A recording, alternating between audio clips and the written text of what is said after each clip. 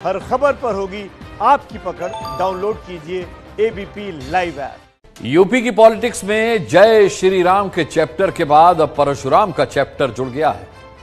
ब्राह्मण vote bank पर नजरें लगाकर जय परशुराम के जयकारे की तैयारी है।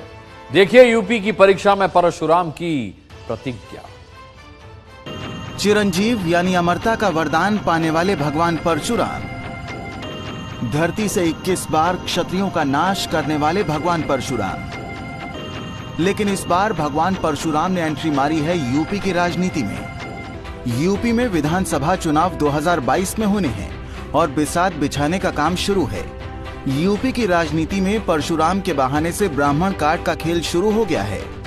2019 लोकसभा चुनाव में साइकिल और हाथी छाप यानी बुआ और बबुआ फॉर्मूला फेल होने के बाद विधानसभा के लिए अखिलेश यादव और मायावती दोनों ब्राह्मण वोट बैंक में निवेश करने में जुटे हुए हैं। समाजवादी पार्टी ने भगवान परशुराम की 108 फीट ऊंची मूर्ति लगाकर ब्राह्मण वोटरों को रिझाने का जो ऐलान किया, तो बीएसपी प्रमुख मायावती ने एसपी से भी बड़ी मूर्ति बनाने का ऐलान कर दिया।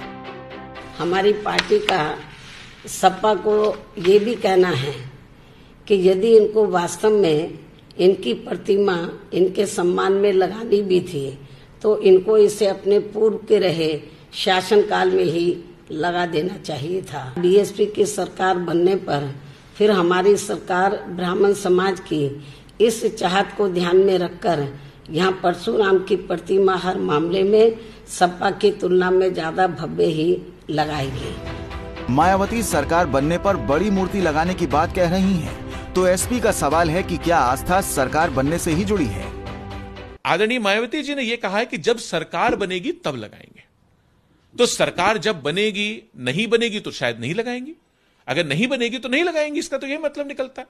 आज जो लोग सरकार में हैं वो तो विरोध ही कर रहे हैं, वो तो कह रहे हैं हम लगने ही नहीं देंगे, आप लगाने की कोशिश कर लो भाई। सवाल उठता है कि आखिर भगवान परशुराम के लिए ये प्रेम क्यों जागा है। बात भले ही भगवान परशुराम की हो रही हो, लेकिन नजरें अर्जुन की तरह ब्राह्मण वोटर पर है। इसको समझने के लिए आपको ठीक 1 महीने पहले ले चलते हैं।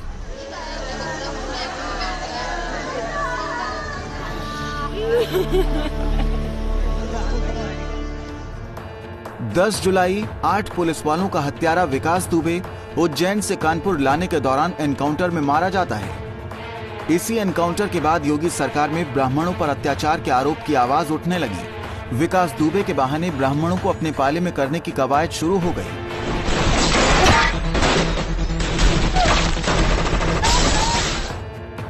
यूपी में 1 महीने के भीतर 7 ब्राह्मण अपराधी मारे गए। 10 जुलाई को एनकाउंटर में मारा गया विकास दुबे ब्राह्मण ही था। विकास के रिश्तेदार समेत 6 गुर्गे 1 सप्ताह के अंदर मारे गए, वो सभी ब्राह्मण थे। और सबसे ताजा 1 लाख के इनामी बदमाश राकेश पांडे उर्फ हनुमान का लखनऊ में एनकाउंटर। राकेश पांडे बीजेपी विधायक कृष्णानंद राय हत्याकांड में आरोपी था और मुख्तार अंसारी के लिए काम करता था। राकेश पांडे के एनकाउंटर पर भी परिवार ने सवाल उठाए हैं कि उसका घर से ले जाकर एनकाउंटर किया गया है। ब्राह्मणों को लेकर जो राजनीति हो रही है, एक बार यूपी की राजनीति में उनकी ताकत समझ लीजिए। यूपी में करीब 9% ब्राह्मण हैं। 2007 में बीएसपी की जीत में अहम भूमिका रही। 56 उम्मीदवारों में से 41 विधायक चुने गए। 2012 में एसपी सरकार में 21 ब्राह्मण विधायक चुने गए। 2017 में बीजेपी की टिकट पर 58 ब्राह्मण चुनाव जीते।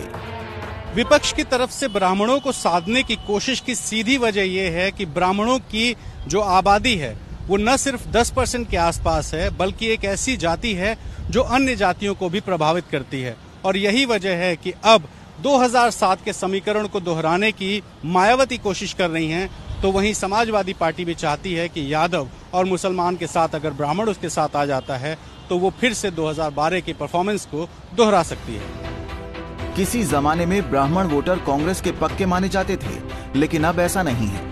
माहौल देखकर ब्राह्मण वोटर अपना फैसला करता है। मायावती को लेकर कांग्रेस और बीजेपी दोनों सवाल उठा रहे हैं। कांग्रेस बीएसपी को बीजेपी की बी टीम बता रही है।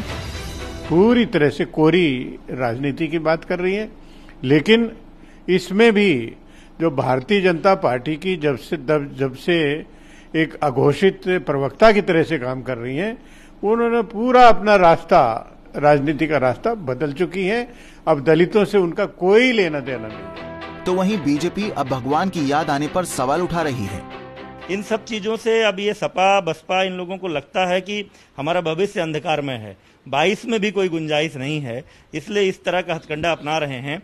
ये राम और परशुराम में भेद करने की कोशिश वो करेंगे तो जनता उनको जोरदार जवाब देगी, फिर मुंह की खाएंगे, क्योंकि संपूर्ण हिंदू समाज केवल ब्राह्मण ही नहीं, भगवान राम को भी, भगवान परशुराम को भी अपना आराध्य मानता है, अपना आदर्श मानता है। अब ये नए तरह की राजनीति शुरू हुई है। परशुराम के नाम पर राजनीति की एक और बड़ी वजह है, राम मंदिर के निर्माण के साथ ही मुद्दा थोड़ा नरम पड़ सकता है। ऐसे में परशुराम भगवान के नाम पर राजनीति का स्कोप पार्टियों को नजर आ रहा है। 2022 विधानसभा चुनाव के लिए अब सबकी कोशिश है कि ब्राह्मण बीजेपी से नाराज होकर उनके पाले में आ जाए।